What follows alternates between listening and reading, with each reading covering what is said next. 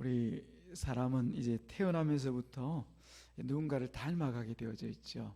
그런데 그게 꼭 부모가 아니라 할지라도, 또는 형제 자매 친척은 아니라 할지라도 가까이 있는 사람들을 통해서 닮아가는 것을 알 수가 있습니다.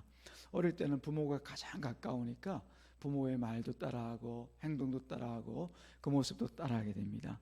또는 형제들이 또 가까이 있다 보니까 형에게 또는 뭐 누님에게, 누나에게 그런 식으로 서로 형제가 영향을 받으면서 닮아가게 되어져 있죠. 그러나 자라게 되어지면 친구가 있습니다. 주변에 있는 친구들 통하여서 또 배우고, 또 이렇게 하는 것이 좋은 거구나, 옳은 거구나, 혹은 이렇게 하니까 멋있는데, 이런 모습을 통해서 닮아가게 됩니다. 말하는 것도 닮아가고, 또 어떻게 보면 걷는 모습도 닮아가게 됩니다. 밥 먹고 공부하는 것도 닮아가게 되죠. 예수 그리스도를 믿고 거듭난 하나님의 자녀들도 어떤 면에서는 아버지가 되신 이 예수님과 또 하나님과 예수 그리스도를 처음에는 전혀 모르고 있다가도 닮아가게 됩니다. 어떻게 할 때요? 성경을 통하여서, 말씀을 통하여서, 아, 그분 이런 분이구나, 이런 것을 좋아하고 이런 것을 또 미워하시는구나, 그러면은 우리 입맛이 변하는 것처럼 우리 삶의 중심과 삶의 태도들도 점점점 변해져 가고 닮아가길, 누구를? 하나님을 닮아가게 되어져 있는 거죠. 이것을 우리가 사귐이다 그렇게 얘기하는데, 다른 말하면 교제다 그렇게 얘기하죠. 그런 교제와 사귐이 가까우면 가까울수록 더욱 영향력을 많이 받고 또 닮아가게 되어져 있습니다. 우리가 놀라운 것은 이런 창조주 하나님, 우리와는 전혀 격이 다른 창조주와 피조물인데 어떻게 그 격이 같겠습니까? 서로 뭐 사람과 사람 사이에는 뭐 격이라는 게 있겠습니까? 부모와 자식 간에도 어떤 면에서는 마음껏 교제할 수 있고, 또 서로 사귐이 있을 수 있고, 배우고 닮아갈 수 있지만, 하나님과 우리는 어떤 면에서 보면은 전혀 그런 어떤 교제와 사귐이 있을 수 없는 그런 관계입니다. 그럼에도 불구하고 하나님께서는 우리에게 그런 사귐이 있을 수 있도록, 교제가 있을 수 있도록 길을 열어놓으셨다는 것, 이게 굉장히 우리들에게 큰 복이 아닐 수가 없는 거죠. 물론 이건 성도들에게만 주어지는 그런 특권이라고 볼 수가 있는 겁니다. 세상 사람들은 아무리 하나님에 대해서 알아보고자 해도 알아볼 수가 없습니다. 뭐 문자적으로 성경책을 펼쳐다 놓고 하나님은 이런 분이겠지, 뭐 겉으로는 알 수 있지 모르면, 진짜 사귐과 교제라고 하면은 마음을 통해서 서로가 교제하는 것이지 않습니까? 그런 교제는 불신자들에게 있을 수가 없는 것이죠. 우리 신자들에게만 독특한 그런 특권이라고 볼 수가 있습니다. 그 사귐을 우리가 알아보기 위해서 성경에 보면은 이런 하나님과의 교제, 사귐의 특별한 그런 관계를 가졌던 몇몇 사람들이 나타나 있는데, 그 중에서 모세를 보면 성경에 이렇게 말씀하고 있습니다. 하나님의 사람 모세, 그렇게 표현하고요. 이 모세가 그 교제를 통하여서 어떤 평가를 받느냐 하면은, 하나님과의 대화를 마치 친구와의 대화처럼 했다. 아주 친밀한 교제를 이루어 나갔다라고 표현하고 있죠. 출애굽기 33장 11절 말씀에 보면은, 사람이 자기의 친구와 이야기함과 같이 여호와께서는 모세를 대면하여 말씀하시며, 모세는 진으로 돌아오나 눈의 아들 젊은 수종자 여호수아는 해막을 떠나지 아니하니라. 모세와의 관계만 딱 두고 보면은 마치 친구와 대화하듯이 그렇게 대화하셨다는 거죠. 참 저는 이게 상상이 되지가 않아요. 그 구약 시대 때 하나님께서 모세라고 하는 한 사람에게 어떻게 그렇게 대화를 하셨는가? 참 구약 시대 때 나타났던 하나님을 보면은 그럴 수가 없는데 그렇게 했다는 것은, 그만큼 모세가 하나님의 뜻 가운데 나아가서 하나님의 말씀이라면 그야말로 순종하기를 원하고 그 말씀 듣기를 들었다는 것이죠. 모세가 여러 차례 하나님을 향하여서 자기 마음을 올려드릴 때가 있습니다. 가령 예를 들면은 이스라엘 백성이 불순종하여서 이제 하나님께서 나 저 백성들 다 버리란다, 다 버린다, 이제 광야에서 다 버려버리고 내가 너와 함께 다른 민족을 일으키리라 라고 얘기할 때, 모세가 그 일을 두고 몇 날 며칠 하나님 앞에 나가서 통곡하면서 기도합니다. 하나님, 만약에 이 백성을 이 광야에 버리시면은 세상 사람들이 뭐라고 말씀하시겠습니까? 하나님께서 힘이 없어서, 능력이 없어서 이 광야까지 데려오고 난 뒤에 저 백성들을 간수하지 못하고 여기서 다 죽도록 버려두셨다, 그렇게 말할 것 아닙니까? 하나님의 영광을 위해서라도 이 백성을 살려주옵소서. 제 백성 원치 않습니다. 하나님의 백성을 살려주옵소서. 그렇게 막 엎드려서 간구하죠. 이때 보니까 하나님과 그 대화가 어떤 대화라는 것을 알 수가 있어요.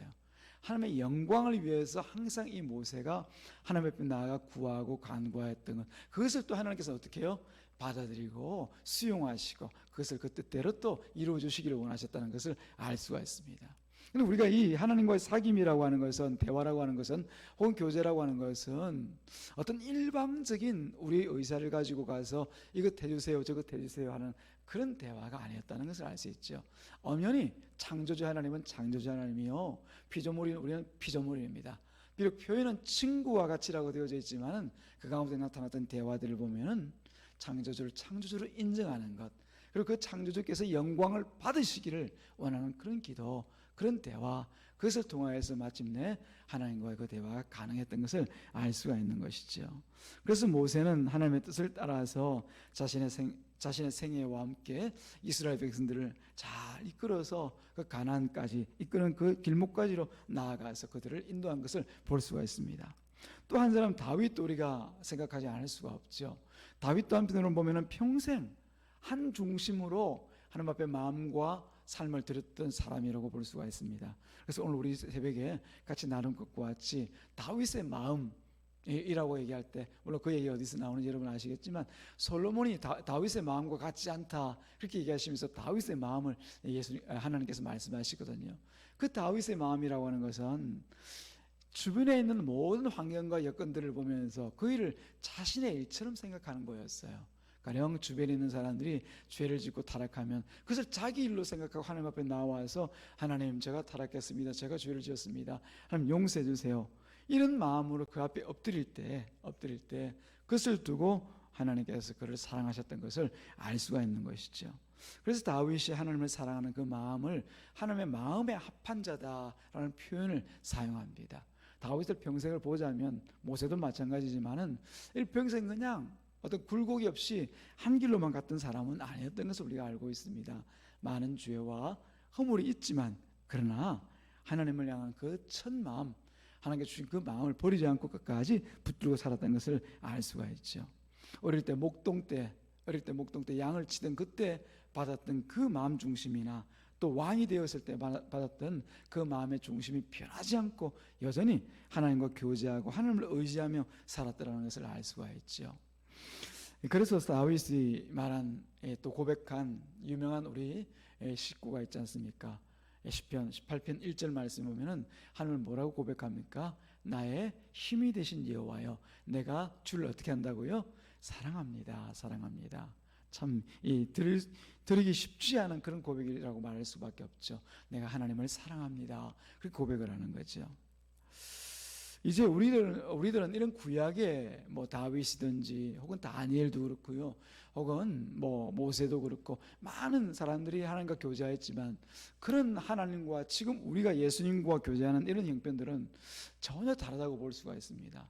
이미 우리에게는 성령님이 들어와 계시기 때문에 우리만 이 성령님을 향해서 마음을 닫지 않으면 항상 무시로 수시로 성령님과 교제하고 사귐이 있을 수밖에 없는 그런 사람들이 바로 성도라는 이름을 가지고 있는 우리가 되어진 것이죠. 예수님께서 우리 안에 와 계심으로 인하여서 우리는 날마다 이 교제가 너무나 편하고 자유롭게 되어졌습니다. 성령을 성도들의 마음에 주심으로 인하여서 이제 언제든지 어디서든지 우리 하나님을 찾고 부르고 또 말씀을 통하여서 하나님의 음성을 들을 뿐만 아니라 우리 속에 있는 마음들을 또 하나님께 고백해 올릴 수가 있죠. 제가 이런 어려움이 있습니다, 이 마음 가운데 내가 참으로 상처가 있습니다, 이 고통이 있습니다, 아픔이 있습니다. 그렇게 하나님께서 고백할 때마다 하나님께서 그 일에 대하여서 또 나아갈 길을 밝혀주시고 또 회복할 길을 주님께서 말씀해 주시는 그 내용들이 우리가 지금 살아가고 있는 신약시대 신자가인데 특권이라고 볼 수가 있는 거죠. 예수님의 그 십자가를 통해서 우리에게 주신 놀라운 특권, 하나님과 교제할 수 있는, 하나님과 함께 할 수 있는, 임마누엘을 할 수 있는 그런 특권을 주신 것에 대해서 우리가 어찌 감사하지 않을 수가 있겠습니까? 그 감사는 다른 것 아닙니다.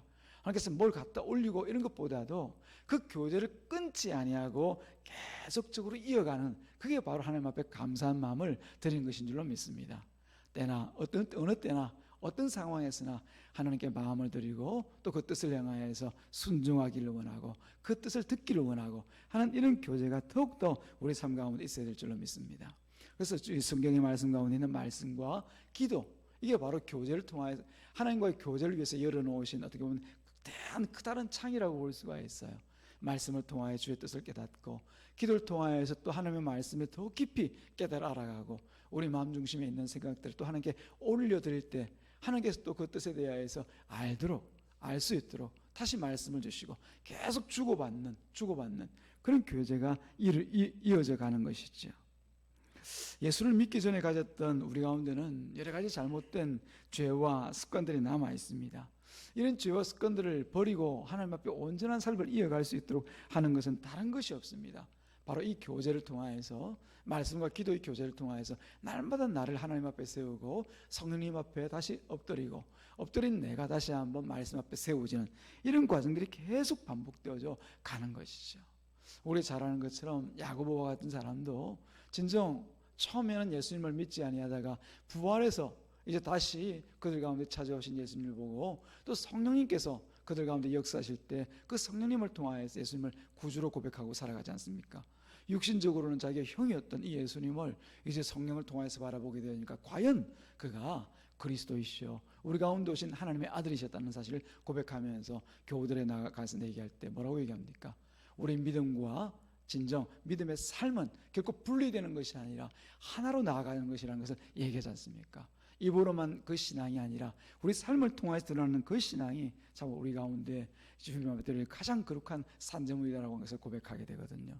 그와 같이 오늘 우리들도 여전히 우리 죄 가운데, 유혹 가운데, 또 습관 가운데 버려야 될 것 버리지 못하고 살아가고 있지만, 하나님께서 말씀하실 때마다 예수 그리스도께서 보여주신 그 선하고 의롭고 진실된 그 빛과 같은 그 삶의 모습들을 돌아보면서 우리도 역시 그 예수님을 본받고 배우고 살아가는 그런 삶의 자리를 계속 이어가야 되는 것을 깨달아 알 수가 있습니다.